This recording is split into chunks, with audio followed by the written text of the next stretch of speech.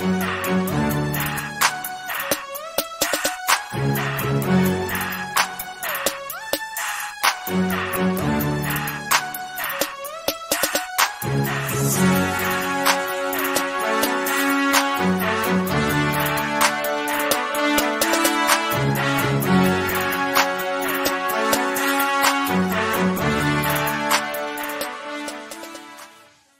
look ahead to our Mariners, and while yes, it is the offseason, things continue to be really busy for our ball club. So we'll jump right into baseball operations, staff hires, and promotions by the team back on the 28th of November. We'll take a look here. Dave Cameron as Senior Director of Player Procurement. He's a new hire. Patrick Hafner as Manager of Major League Video Operations. I'll let you take a look here at the rest of that list if you want to pause and take a quick, longer look. Dave Cameron is somebody that has been pretty revered in the baseball analytics community for the work that he's done. So Seattle bringing him on should be a great help to their staff and what they're doing as well.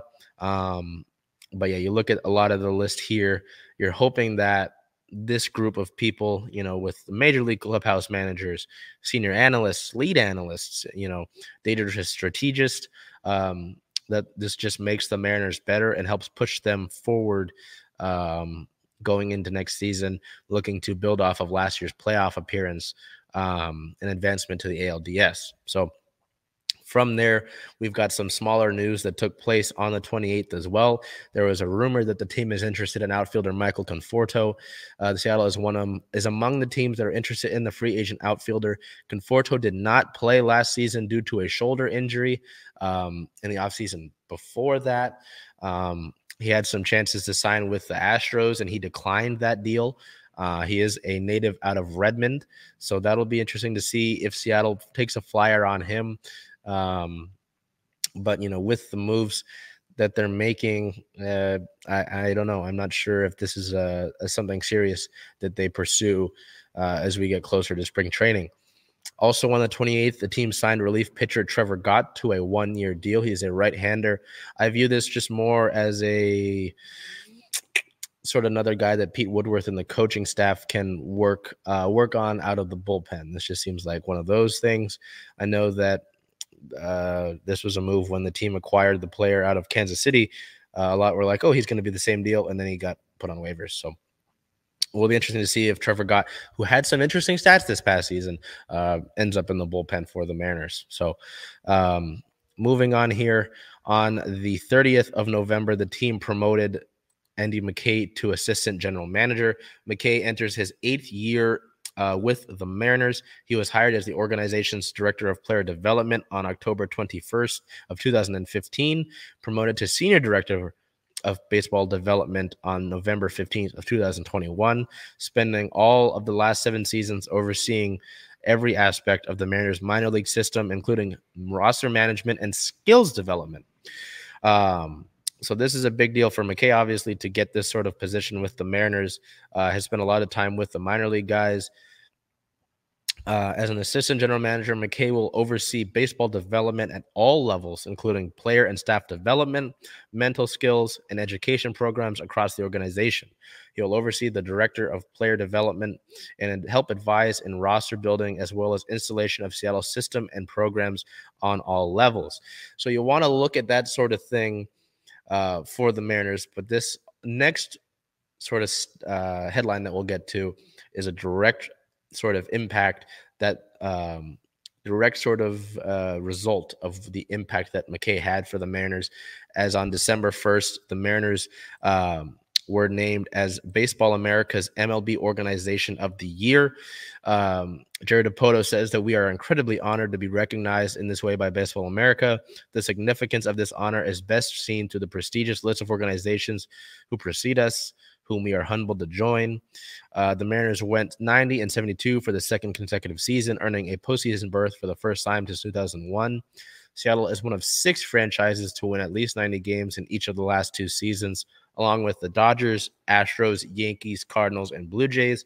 Seattle came into the 2022 season with the #1 ranked minor league system in the majors, with several top prospects making key contributions at the major league level as rookies. It just goes to show you the sort of impact that that front office has for Seattle.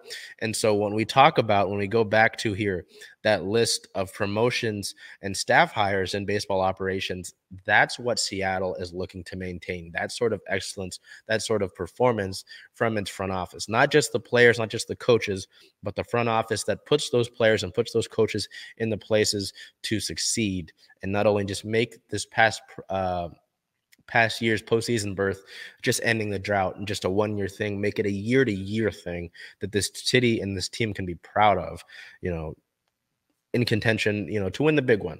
At the end of the day, the goal is to win the World Series. That's the goal.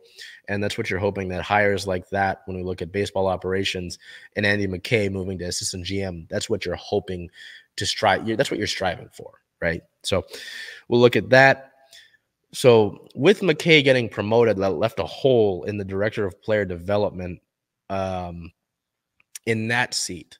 Seattle would fill that seat with Justin Toole. Now, Justin Toole is a 36-year-old coming to Seattle from the Cleveland Guardians, where he served as their major league hitting analyst for 3 seasons. Andy McKay would say that we are beyond thrilled to have Justin leading our player development program. In Justin's career as a player, coach, and member of the front office, he has repeatedly demonstrated the ability to make everyone around him better.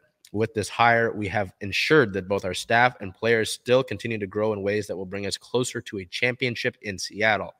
Toole transitioned from playing to coaching in the year of 2016, serving as the hitting coach for Short A Mahoning Valley in the Guardians organization. He was promoted in each of the ensuing seasons, serving as hitting coach for Class A Lake County in 2017, High A Lynchburg in 2018, and Double A Akron in 2019. So I just sat here and talked to you about improving the front office. With the trajectory that Tula's been on, this just seems like another move where Seattle is improving that front office and staying better in all facets, not just the player asset, not just the coaching aspect. So we talk about that. We talk about all this front office stuff. On the second, the team traded for second baseman Kolten Wong after sort of circling the wagons a few times on the guy throughout the past few months. So the official deal is that the Brewers receive left fielder Jesse Winker and infielder Abraham Toro. The Mariners receive second baseman Kolten Wong. Wong is a 32-year-old who appeared in 134 games with the Brewers this past season, batting .251 with 65 runs, 24 doubles, 4 triples, 15 homers, 47 RBIs, 46 walks, and 17 total bases. He would be getting on base at a 339 clip, slugging .430 with a 770 OPS and a 118 OPS plus. He is a left-handed second baseman, winning Gold Glove honors back-to-back seasons with the Cardinals in 2019 and 2020. So the Mariners did get that and cash considerations. Jerry DiPoto said, "We have long coveted Kolten's well-balanced all-around game. He also brings veteran leadership and a winning pedigree that will make a difference for us both on and off the field." So just sort of listening to General Manager Justin Hollander in the press conference after this move was made, it sounds like Wong is going to be the second baseman for the Mariners here. I know that there was talk about the Mariners being interested in those 4 shortstops, potentially moving one from shortstop to second. Trey Turner just got signed by the Phillies today, so take him out of that running. I know a lot of people wanted Trey Turner. I'm not mad at this move.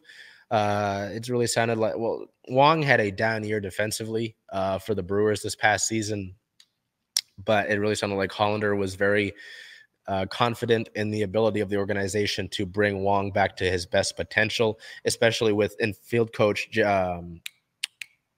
Perry Hill. So I don't doubt that at all. I know a lot of people were sort of left like meh with this sort of move. I'm okay with it. It is an improvement, I would say, over the sort of platooning that Seattle did at second base.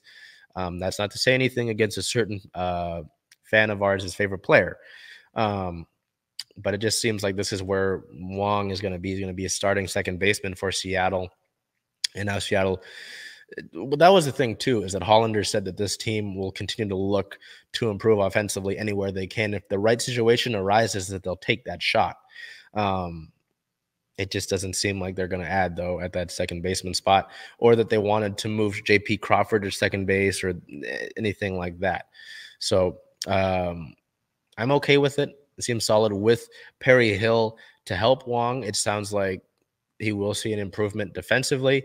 I know that's something that it was interesting listening to Justin Hollander's press conference, is because he said that Wong called Perry Hill the same day to get on the phone with him to get working on things. So that's exciting to me. And he's Filipino, so it's good to see that Filipino representation on the Mariners. I'm excited for it. I'll take it. But I think the Mariners did get better. I think they got better. I'm not mad at the move. I don't think it's the worst thing in the world. But there's still some boxes that Seattle needs to check off before we head to training camp in 2023. So we'll look at some league-related notes. On the 28th, Miguel Cabrera announces that he will retire after the 2023 season. So there was some uncertainty if this past year was his last year or if he'd do it next year. We find out that Miggy will wrap things up at the conclusion of the 2023 season. So there's some free agency updates. Aaron Judge, the Yankees could offer Judge $300 million and could go higher depending on competing bids. Judge reportedly is making a decision soon. The free agent could decide on a new team within the week, as the Yankees and Giants have 50-50 odds to sign the slugger.